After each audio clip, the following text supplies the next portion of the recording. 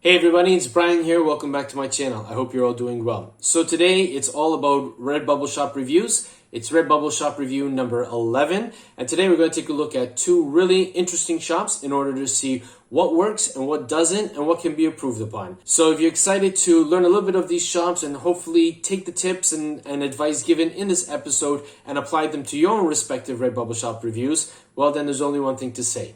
Let's get to it.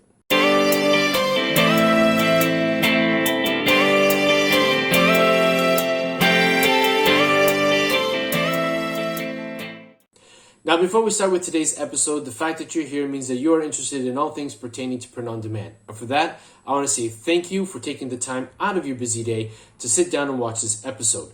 If you're new to this channel, welcome. Don't forget to hit that subscribe button and don't forget to smash that bell notification icon so that you'll be informed each and every time that I upload a new video to my channel. The scope of this channel is to help you take your business to the next level with actionable tips and advice. And with that said, let's head over to my computer so that we can start with today's Redbubble Shop review. Okay, so welcome to my computer screen, and as you can see here, we've got the first shop on the screen here for today's shop review, and the name of this shop is Hathor Studio. Now, from the get-go, I have to say that I'm really impressed with this shop's banner. I think it's really nicely balanced. It gives a bit of an ancient travel type feel, which absolutely really resonates with things that I like, so well done for that. And I also like your logo here, which can also be found as part and parcel of your shop's banner. Again, they really merge together. It's really nice. It's simple. The color palette is soft, but still effective at the same time, so well done for that.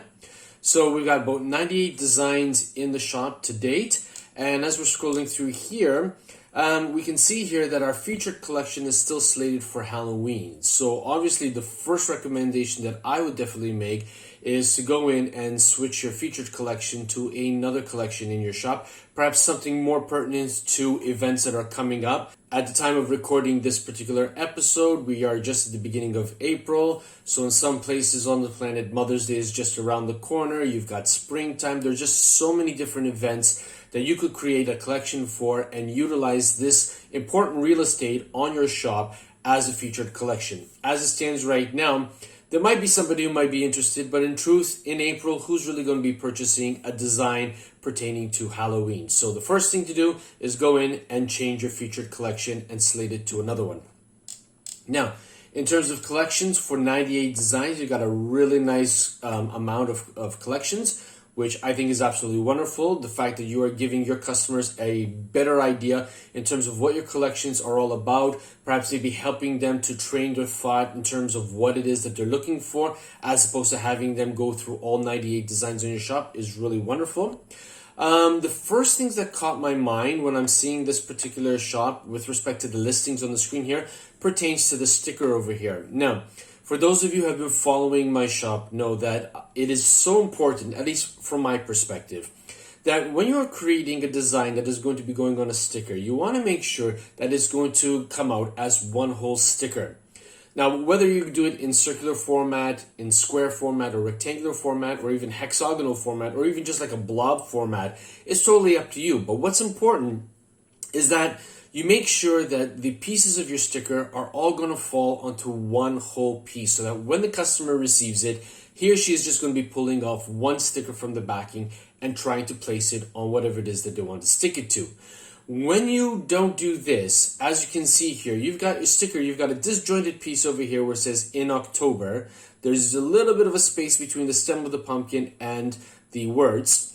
When they receive that in the post, they're going to have to sort of put it together like a jigsaw puzzle. And the truth of the matter is that more often than not, they're not going to get it right. They're going to be disgruntled by it, and the chances of them visiting your shop again to making the purchase is probably going to be very negligible. So do take it upon yourself that when you are creating a design, if it's going to be in a number of pieces, save it as a JPEG so that obviously you'll get that white background, and then you can just upload it in a square format. Okay, so let's just scroll down and see what else we have here. Now, as you can see here, we've got this shirt where the design is on the back. So that's actually quite interesting.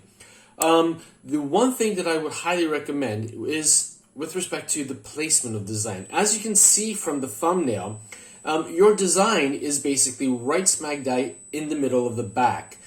Just as you would with the front of a t-shirt, you want to make sure that your design is hovering around the shoulder blade area so that when people are seeing it, it's going to look a little bit more balanced. It's going to be on the top portion of the shirt so that even if your design is longer or if it fills in the shirt, it's going to look a little bit more balanced. As it stands right now, on the back end of the shirt, I don't really know if you're actually making sales. If you are, congratulations, but I have a sneaking suspicion that people who are looking for designs on the back of the shirt are going to want to have that design hovering just above the shoulder blades on the back of the t-shirt. Okay, so you might want to consider going into the back end and taking the design and raising it up.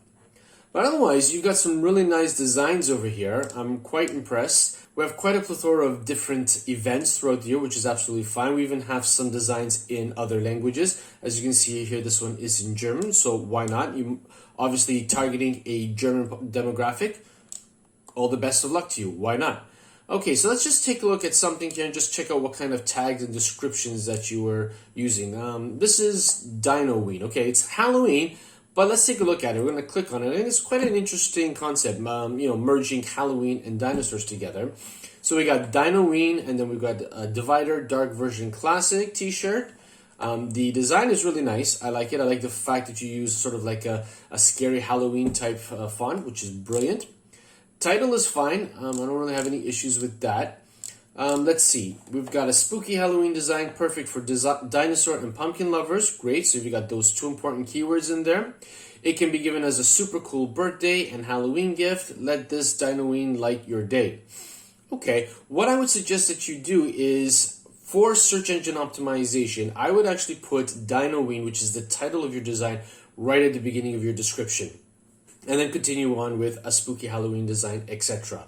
Okay, when you have your keywords, your main keywords, both in your title and in the description, and then obviously in the keyword tags, which I'm hoping is going to be, and we're going to check that out momentarily, that's actually great and more helpful for search engine optimization. So you might want to consider doing that for any and all of your designs that don't have that aspect in your description. Given that you have 98 designs, if you haven't been doing that and wanted to do it, it really wouldn't take you that long to insert that. Just simple copying and pasting, and then obviously saving. And obviously you're going to help yourself out with your SEO with respect to the listings. Now we have to scroll down here to your tags. So we've got a mixture of long tail keyword phrases and single keyword tags, which is absolutely great. Halloween dinosaur, T-Rex, mummy, pumpkin, Halloween dinosaur, and so on and so forth. You got 2, 4, 6, 8, 10, 12, 14, 16, 18 tags. That's absolutely fine. Let's just take a look at what you're competing for with this particular keyword phrase. So I'm going to right click and choose open a new tab and click on it. As you see here, we're only competing against 2,032 results, which is really good. That's not a lot to have to be competing for.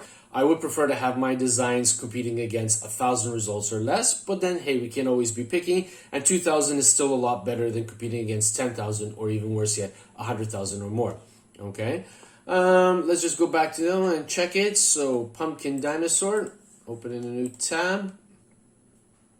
Okay, and here we're competing against 5,000. It's a little bit more, competitive, but pumpkin dinosaur is still pretty much a very common keyword phrase when you're merging the two. So hopefully you're doing quite well in ranking and that you are making sales with that. So let's go back to your shop. Okay, we've got some Thanksgiving designs too as well. Here's this one, which is a cross between knitting and sloths. So that's actually pretty cool. Let's take a look at that. You don't see that too very often. Okay, so I'm a naughty kid sticker. So the word naughty in this particular case is misspelled, but obviously it's spelled to refer to knitting, which is a nice play on words. We've got this sloth here who is knitting. Okay, so let's just go down here and check out the description. Knitting is just like a way of meditating. Okay, be careful of your spelling. That's mediating. I think you're trying to say meditating. But still, I'm naughty when I'm not meditating. A super cute design for knitting lover can be given as a surprise to your loved ones. Let this little guy light your day. You seem to have this common phrase, light your day, which is absolutely fine. If that's your branding, all the more power to you. But do make sure that you take note of the spelling in your descriptions, because a misspelled word could actually be detrimental to you with respect to search engine optimization, and indeed in terms of obviously people finding your design if they spell it correctly but you don't. Again, just type the word in Google and copy the entire phrase, do a spell check on it on a Word document or what have you, but double check that it looks professional on your part, and you want to make sure that every aspect of your shop, your listing, is the best that it can possibly be. Okay, then we'll just take a look quickly at the tags here. So we got 2, 4, 6, 8, 10, 12, 14, 16, 18, 20, 21 tags. Okay, I tend to advocate between 14 to 17 tags, but again, that's obviously up to you. That's your option. We got croquet hooks. Let's just check out what you're competing against on that. Okay, 3,070 results. So as you can see, it's really important that when you create your keyword tags, you want to see how many other designs your design is going to be competing against. And if you can try to come up with, a keyword phrase that will actually shrink down the number of listings you're going to be competing against and would still make sense in terms of what somebody would actually type, then you're going to be putting yourself in a really good position to make a sale because you're going to be ranking a lot higher. With respect to croquet hooks, 3,000, not too bad, not the best. Let's take a look at baby knitting patterns.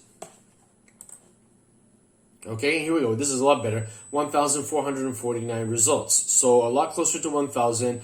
I would suspect that probably you're going to get a lot more exposure with respect to this particular keyword phrase than you would for croquet hooks. So this is what you want to take into consideration when you're coming up with your keyword phrases, so that you're choosing phrases, keyword tags, where the competition is going to be low, so that you'll gain more strength in terms of visibility. You're going to rank higher, and hopefully through that, if your designs are of a high quality, because there's never any guarantees, you could create the most disastrous design and come up with great keyword tags, but if people don't like design, they're not going to make the purchase. So you want to make sure that your design is really good. Doesn't need to be perfect, but it has to be really good, and that your keyword tags are the best that they can possibly be in terms of gaining you the most visibility in the Redbubble search, or indeed any of the print-on-demand platforms which you might be uploading to. Okay, but overall, a really good shop. I think you're on the right track, and wish you all the best of luck. And continue uploading, continue researching, continue improving your craft, and hopefully, given the fact that we are now less than 6 months away from the fourth quarter, you'll have a shop which is going to be abundant with designs, great keywords, great designs, so that you can make a lot of sales, not only in the here and now, but even when the fourth quarter comes around. So well done for that. Okay, so here we are now on the second of the two shops that we're going to be reviewing in today's episode. And as you can see here, the name of the shop is Beotram Shop. I hope that I've pronounced it correctly. Apologies if I didn't. And as we're looking at the banner here, we can see a lot of colorful pottery being used for the shop banner, which at the get-go is a little strange in my opinion. It's not that it's bad, but really in truth, the shop banner is a real important piece of real estate, and it should reflect some of the work and some of the style that customers could potentially be expecting to see when they visit your shop. As it stands right now, it's colorful, it's bright, it's nice, but really in truth, what does it tell me about your shop? So this is something you may wish to consider with respect to your shop, is to come up with a shop banner that is going to give a stronger feel of what your shop is all about. Okay. Now we have 173 designs in the shop, which is a great number. I'm guessing that you haven't been at this for very long. Let's just take a look at your artist profile. I'm going to scroll down here. Yes, and as we can see, we have about 5 followers and only 82 favorited. Nobody's following you at the moment, so obviously, clearly, you are still relatively new to this, and that's absolutely okay. Everybody has to start from someplace. Everybody started from zero at one point in time too as well. That's okay. What you want to do is you want to start favoriting other people's designs in the hopes that they will favor yours too as well. Start making connections, sending messages through Bubble Mail to other designers, welcoming them, saying hello to them, and just start collaborating. Sometimes it's really great. You never know who you're going to meet when you're sending messages through the Bubble Mail system. You might find somebody who might decide to collaborate with you, and you guys could actually increase your exposure. There's always that, okay? But even in terms of favoriting other people's designs, normally it's reciprocated, and people will visit your shop and favor your designs too as well. And that obviously will send a really clear message to the Redbubble algorithm that your design should be shown to more people, and obviously it will favor your designs a little bit more. It's a little strategy, a little tactic that you can use too as well, particularly in light of the fact that you are new to this game. So welcome to my shop. My name is Tram. So welcome, Tram. I am a digital art designer with a passion for drawing. I hope I can bring best thing to you, and you can find something you love from my shop. You'll also find me over, and then you've got a website link to get more beautiful product. Thank you very much. Okay, so clearly, obviously, the fact that you are from Vietnam, you did a really great job, a really great attempt at coming up with an artistic profile, given the fact that probably in all likelihood, English is not your first language. So I want to commend you for making that attempt. Now, what I want to suggest that you do is that there are a lot of resources online that you can actually take your artistic profile and actually paste it into and actually have it analyzed for grammar and syntax so that you can actually improve upon it and place it back into your shop so that when people are reading it, when people are seeing it, it's going to be nice and professional. As it stands right now, you have a few syntax errors or some grammar errors. You've got a capital Y here. Obviously, it's the teacher in me that is seeing these things, so I am being a little bit nitpicky about that. But at the end of the day, I want you to be as successful as you can possibly be. Hence the reason why I'm giving you this constructive criticism. And obviously, I'm leading you and directing you to what you need to do in order to improve the overall aesthetics of your shop. And one of the most important aesthetics of your shop, aside from the thumbnails and the shop banner, is your artistic profile. So please do take note of that and go back into it and make those corrections. And just, type it out into Google or onto a Word document and hit F7 on the keyboards if you're using a computer, and it will spell and grammar check it for you, okay? Or you can just go online and type online grammar checker, see which websites come up, choose one of them, paste this into the section on the website and allow it to analyze, and it will come back and give you an improved version of your artistic profile, okay? So that's obviously something to take into consideration. Okay, so let's just take a look at what else we've got in the shop here. Okay, so with 173 designs, we've got a number of collections over here. The one thing that obviously I would recommend too as well with respect to your shop, as was the case with the first shop, we now have passed St. Patrick's Day, okay? We are in April. What I would definitely recommend that you do is change your featured collection to one of the other collections in your shop so that obviously people can see something new and fresh. Somebody who visits your shop today in April is not going to be in the market to buy anything pertaining to St. Patrick's Day. That ship has sailed. It's time to put something else up so that obviously you can use this important piece of real estate in your shop to attract people to any of your other designs. Okay, so we've got Jeep Love, Trending Designs, Halloween, Fishing and Hunting. Let's take a look at your Fishing and Hunting collection here.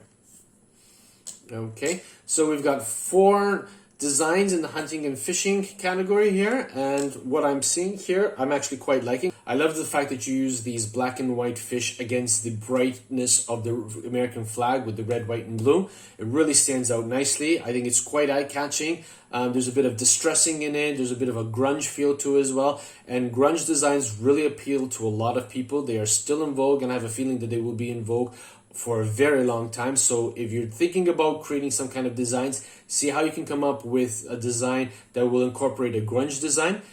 It will do really well for you. I've got an episode on my channel from an interview that I had done with a really great designer who shows how to create the grunge effect in a non-destructive way. I will link the video in the description below, and I'm going to put the thumbnail on screen now. Should be appearing now so that you'll know what to look out for. Everybody is welcome to take a look at that episode so that you can see how you can create a grunge effect in a non-destructive way. Okay, so this Marlin Distressed sticker caught my attention. Let's take a look at it. So we're looking at your title, Marlin Distressed American Flag, Marlin Fishing sticker. Okay, that's great. The fact that you use Marlin Distressed American Flag as your main keyword, that's the most important aspect of your design. So that's definitely what Redbubble is going to index you for. Obviously, you've got your secondary keyword, Marlin Fish. And I'm really happy that you only use the word Marlin twice. Sometimes people tend to repeat, one of the keywords frequently in the title, and that's sort of keyword stuffing. You don't want to do that. It's actually going to work against you as opposed to be working in your favor. Now, let's just take a look at the description. Marlin Distressed American Flag. Great. You utilize your title and you place it in the description, which is great for SEO. Clearly, you must have watched one of my previous episodes. Well done for you. Great design for every anglers who love fishing and American flag. It can be given as a gift to your friends or your relatives who love fishing in their free time. It is also fitting in time for Christmas. Okay, not too bad as well. Again, a few grammar mistakes here and there. Again, as I had stated with your artistic profile, take your description and analyze it so that it can be as professional as it can possibly be and that it's going to make sense and it's going to resonate with the customer. What you might also want to do is you might want to try and add an upsell. Now, when I'm talking about adding an upsell, you could obviously suggest on what products, particularly the high ticket items on Redbubble, that they might wish to consider. You could say something along the lines of, will look great on a hoodie or a throw blanket or a duvet cover, for example, or any of the other products that you would like to sort of direct your potential customers' attention to, in addition to a t-shirt. Because more often than not, most people who visit, these print-on-demand platforms are either going to buy a t-shirt or a sticker or maybe a coffee mug, which is absolutely fine. But sometimes if you can actually throw in another product item for them to consider, particularly in the description, it might help them to think about, hey, maybe I can get it on a t-shirt, but you know what, such as so-and-so's birthday is coming next month, or Christmas is just around the corner, let me think about buying them a hoodie for that. And they'll go in and obviously check out how the design looks on your hoodie, and if they like it, they might make a purchase. And then instead of just having made one sale, you could potentially make 2 or more. So always shoot for the upsell. And finally, make sure that the description length is no more than 256 characters, okay? Because anything more than 256 characters, Redbubble is going to cut it off, and obviously your customers aren't going to be able to get the true flavor of what it is that you're trying to state in the description. But otherwise, a really good attempt for your description. Clearly, it's under 256 because everything makes sense. So well done for that. Okay, let's take a look at your tags. 2, 4, 6, 8, 10, 12, 14, 16, 18, 20, 22, 24, 26, 28, 30.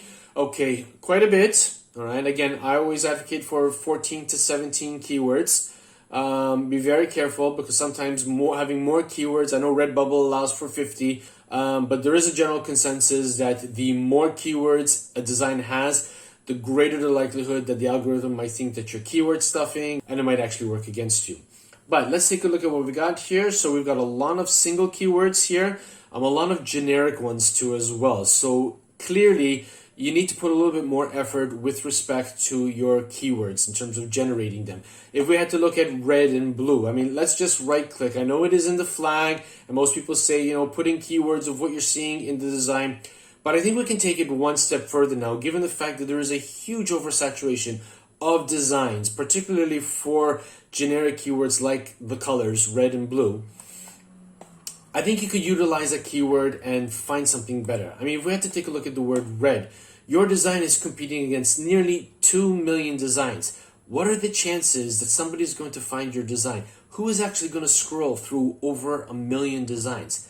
I certainly wouldn't, So I think in that particular respect, having used the word red has just basically wasted your design. I think there are better and more efficient keyword tags that you could have put in. And what you need to do is basically just mix and match different keywords. Try to use a keyword generator online. Just go to Google, type in keyword generator, open up one of the websites that come up, and then just type in, for example, American flag marlin, for example, and see what comes up. Or just even the word marlin, and see what kind of keywords come up, and see if there's anything which is pertinent and relevant to your design that will actually get you to rank higher in Redbubble search. So by way of summarizing, you need to make sure that you're very careful with respect to what keyword tags that you're utilizing so that you will be able to rank higher in Redbubble search. Okay, and let's go back to the main page of your shop here. All right, just have a quick look and see what's going on over here. Again, you got a lot of different niches, which is absolutely fine. It's more of a general shop. Again, I have absolutely no objections to that. There are some people who like niche-related shops and others who like to have a general shop. Whatever works for you. If you are making sales, all the more power to you. Well done, and keep it going. Okay, but overall, I'm liking what I'm seeing. Again, with respect to stickers over here, you got to be careful. This piece is going to come out as an individual tiny little piece when the customer purchases it. So you want to make sure you go in and turn it into a square or a rectangular or circular background so that it's going to be one whole piece, and it's going to be a lot more enjoyable for the customer to make the purchase. Okay, I love the selection of the fonts that you're using. This one is really nice. Life is better on the farm. Let's just open this one up and take a look at it. Okay, so life is better on the farm. Farm living is the life for me. Goes back to the old television program Green Acres. For those of you who may know about that, I don't know if you got it from that. Let's take a look at your description. Design is inspired by farmer. This design can be given as a gift for farmers who love farming life. Okay, so no problems there with respect to the description. Okay, be careful over here. I'm seeing this sticker over here, farm living is the life for me. It seems that your text was all in white over here, so it's just coming out as one blob. You want to make sure that you go into that and change the color of the font so that it will, turn it into a black font so that it will stand out nicely. Because as it stands right now, you're leaving money on the table. Nobody's going to buy that. Okay. Again, in terms of keyword tags, seems to be all right for me. You've got a nice mixture of single keywords and keyword phrases. Let's just take a look. Cattle farm living is the life for me. So we're just going to open that.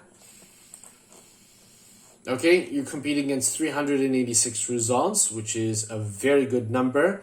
The question you have to ask yourself, is somebody actually going to type in cattle farm living is the life for me? Again, you never know. It's possible. You may already be making sales on it. And if you are, well done. Congratulations. But again, there's no hard and fast rule. There are keywords that are going to work and there are keywords that aren't going to work. And what you need to do is that every now and then, if you have a design which is, not doing well for you, if you consider it to be a dud, you're not making any sales on it whatsoever, there's one of two things that you can check. Well, obviously, one, you can go into the design and see if it's something that you can improve upon. Was it the best piece of work that you ever created? Is it something which is going to appeal to people and will it resonate with them? If you feel that it does, even if you ask somebody, say, listen, what do you think about this design? And they tell you, hey, it really looks great, then maybe perhaps it's the keyword tags that you're using. And there's no hard and fast rule that says that you cannot go back into a design and change up the keyword tags. Do a little bit of research. If I had to go back to the time when I first started my Redbubble shop with respect to the keyword tags that I use, and I fast forward to today and I compare how I tagged my designs then to how I tag my designs now, given the fact that I've been doing this for so long and the experience that I've obviously gained through the success and the failures of my listings, it has now sort of honed and refined the way I go about tagging my own designs. And if I had to go back in and, tweak some of those keyword tags, I'm going in with the mindset and the experience of 2022 at the time of publishing this particular episode and tweaking designs that I probably would have done 2, 3, 5, even 6 or 7 years ago. So there's no hard and fast rule that says you cannot change tags. If your design is not making any sales, go in and shake things up. It just might be the catalyst for you to actually start making sales on those particular designs. So there you have it, everybody. As you can see, we took a look at two really interesting shops, two shops that have a lot of potential. There's a lot of good things going on with them.